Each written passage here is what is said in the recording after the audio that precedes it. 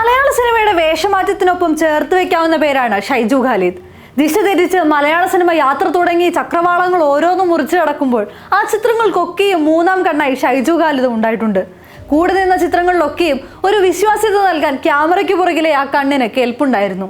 എറണാകുളത്ത് നിന്നും പാലക്കാട് വരെ മിടിപ്പ് പറ്റാത്തൊരു ഹൃദയവുമായി രാജേഷ് പിള്ളയുടെ ട്രാഫിക് ഓടിയെത്തിയപ്പോൾ അവസാന ഷോട്ടിലെ ഒരു പുഞ്ചിരിയിൽ രാജീവ് മലയാള സിനിമയ്ക്ക് ഒരു പുത്തൻ വഴി തെളിയിച്ചപ്പോൾ അതിനു പുറകിലെ ഛായാഗ്രാഹകനെയും സിനിമ നോട്ട് ചെയ്തിരുന്നു.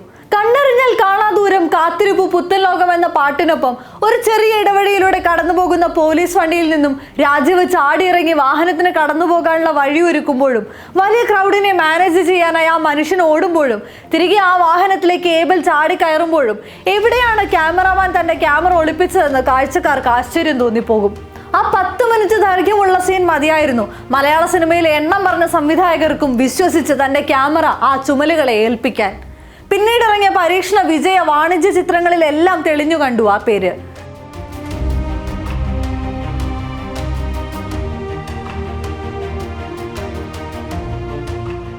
ട്രാഫിക്കിൽ തുടങ്ങിയ ഷൈജു ഖാലിദിന്റെ യാത്ര ഏറ്റവും ഒടുക്കം വന്നു നിൽക്കുന്നത് പ്രാവൻകൂട് ഷാപ്പിലാണ്. ചിത്രത്തിന്റെ ഓരോ ഫ്രെയിമിലും അയാളുടെ കരവിരുത് തെളിഞ്ഞു നിൽക്കും. ആദ്യ സീൻ മുതൽ ഏറ്റവും ഒടുക്കം വരെ പ്രേക്ഷകരെ പിടിച്ചിരുത്തുന്നതും ഷാപ്പിലെ ഷൈജുവിന്റെ മാജിക്കാണ്. ലോങ് ഷോട്ടുകൾ കൊണ്ടും അതിനെല്ലാം സജ്ജമാക്കിയ ലൈറ്റിംഗ് കൊണ്ടും സിനിമ ഒരു സിഗ്നേച്ചർ ബാക്കിയാക്കി കടന്നു പോകുന്നു. ചിത്രത്തിലെ പ്രധാന കഥാപാത്രമായ എസ് എ സന്തോഷിന്റെ ഇൻട്രോ സീൻ തന്നെ ഒരു സിംഗിൾ ഷോട്ടായാണ് ചിത്രീകരിച്ചിരിക്കുന്നത്. സന്തോഷ് അയാളുടെ മേലുദ്യോഗസ്ഥനെ കാണാനായി സ്റ്റേഷനിലേക്ക് എത്തുന്ന രംഗം. ജീപ്പിൽ നിന്നും ഇറങ്ങി 1-ാം നിലയിലേക്ക് അയാൾ കയറുന്നതിനനുസരിച്ച് പല ആക്ടിവിറ്റികളാണ് അയാൾക്ക് ചുറ്റും നടക്കുന്നത്. കൃത്യമായി അതിനെയെല്ലാം ബ്ലോക്ക് ചെയ്ത് ക്യാമറ അയാൾക്കൊപ്പം 1-ാം നിലയിലേക്ക് കയറുന്നു. അവിടെ ചെന്ന് നിൽക്കുന്നത് വരെയും ചുറ്റുമുള്ളത് ഒരു സെറ്റാണെന്ന തോന്നൽ പ്രേക്ഷകരിൽ ഉണ്ടാവില്ല.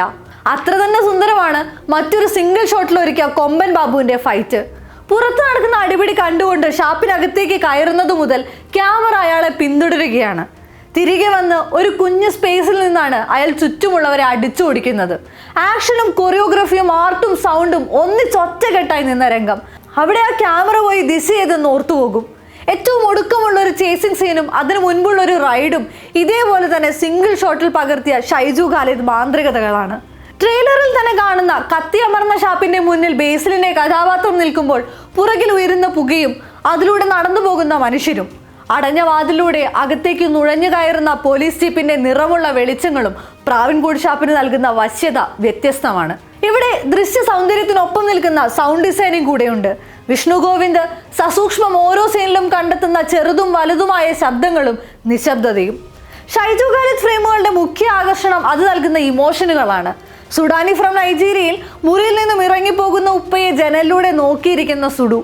ഡിയർ ഫ്രണ്ടിൽ വിനോദ് കണ്ണടയ്ക്കുമ്പോൾ ഒരു വരാന്തയുടെ അറ്റത്ത് ഒറ്റയ്ക്കിരിക്കുന്ന കുഞ്ഞുമോൻ. ഒരു മരണ വീട്ടിൽ ക്യാമറ ക്ലിക്കിന്റെ ശബ്ദം കേട്ട് പ്രണയത്തോടെ കണ്ണു തുറക്കുന്ന മഹേഷിന്റെ സൗമ്യ. ഈമയവിൽ വാവച്ചൻ മേസ്തിരിക്ക് കുഴിയെടുത്ത് അതേ കുഴിമാടത്തിനു മുകളിൽ അപ്പൻ അലിഞ്ഞു ചേർന്ന മണ്ണ് ചേർത്ത് വെക്കുന്ന ഈശി. ഇതിലൂടെയെല്ലാം ഷൈജു ഖാലിദ് എന്ന കലാകാരൻ പ്രേക്ഷകരിലേക്ക് നൽകുന്നത് വീണ്ടും വീണ്ടും പിന്തുടരുന്ന ചില വൈകാരികതകളാണ്. പ്രാവൻകൂട് ഷാപ്പിനെ വ്യത്യസ്തമാക്കുന്നതും അതേ ആഴമുള്ള ഫ്രെയിമുകളാണ്. ഒരു ഇന്ത്യ സ്റ്റൈലിൽ ഹൈലി ലോക്കലൈസ്ഡ് ആയി ശ്രീരാജ് കഥ പറയുമ്പോഴും ലോക്കലൈസ് ഇന്റർനാഷണൽ എന്ന് തോന്നിപ്പിക്കാൻ ആ ദൃശ്യങ്ങൾക്ക് സാധിക്കുന്നുണ്ട്.